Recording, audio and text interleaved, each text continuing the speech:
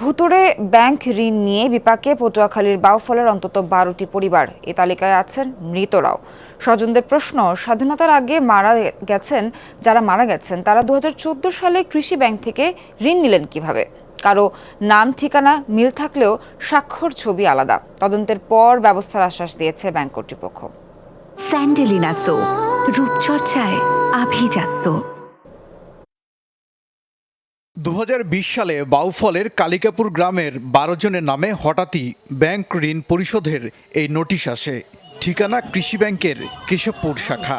তাতে উল্লেখ রয়েছে 2014 সালে 25,000 থেকে 50,000 টাকা করে ঋণ নিয়েছেন তারা।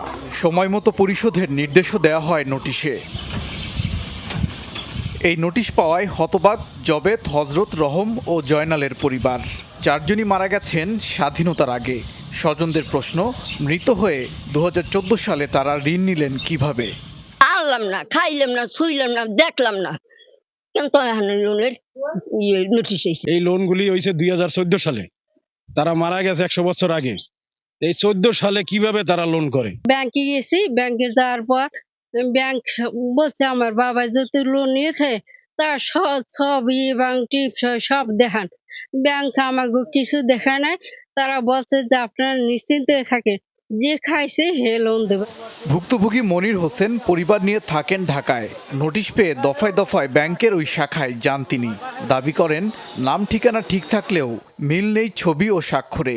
বিষয়টি লিখিতভাবে ব্যাংক কর্তৃপক্ষকে জানিয়েছেন মনির। যাদের নামে কেমনি লোন হয়েছে এই সম্পর্কে আমরা কিছু জানি না। কৃষি ব্যাংকে যাওয়া হয়েছে, বিভিন্ন চ্যানেলে দেওয়া হয়েছে, কিন্তু কোনো এখন পর্যন্ত প্রতিদান পাইতেছি না। একটা চক্র মিললে ব্যাংক থেকে করিয়া তারা কাজটা করছে, কিন্তু যে লোকের নামে লোন আনছে তারা আমার জন্মের আগেও মারা গেছে। আগো পোলা নাই, স্বামী নাই, এরা কিভাবে কি করতে পারে? এরা তো মাফ করা দরকারই, একান্ত দরকার। ভুক্তভোগীরা এটিকে ভুতুড়ে লোন কাণ্ড বলে আখ্যা দিয়েছেন।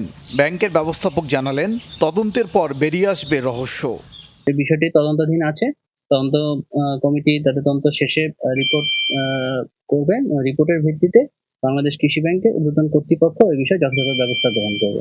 1984 সালের 11 ডিসেম্বর কৃষি ব্যাংকের কেশবপুর শাখার কার্যক্রম চালু হয়। ওবায়দুর রহমান, যমুনা নিউজ।